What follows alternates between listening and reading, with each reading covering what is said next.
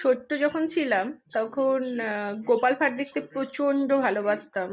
সারা সপ্তাহ school tuition করার পর মনে হতো কখন রবিবারটা আসবে আর আমি গোপাল ভাঁড় দেখার জন্য টিভি খুলে বসে থাকবো।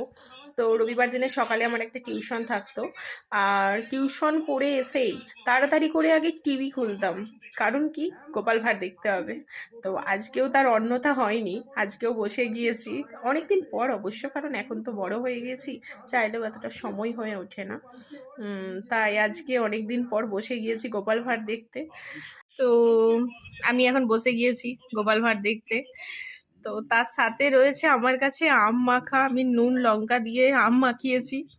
আর এই আমগুলো হচ্ছে বোন আমাদের গাছে কুড়িয়ে এনেছিল। তো সেটাই ভাবলাম নুন লঙ্কা দিয়ে মাখিয়ে খেতে খেতে গোপাল ভাঁড় দেখা যাক। আর কে কে গোপাল ভাঁড় দেখতে ভালোবাসো অবশ্যই কমেন্ট করে জানিও। আর ভিডিওটা ভালো লাগলে একটা লাইক দিয়ে দিও।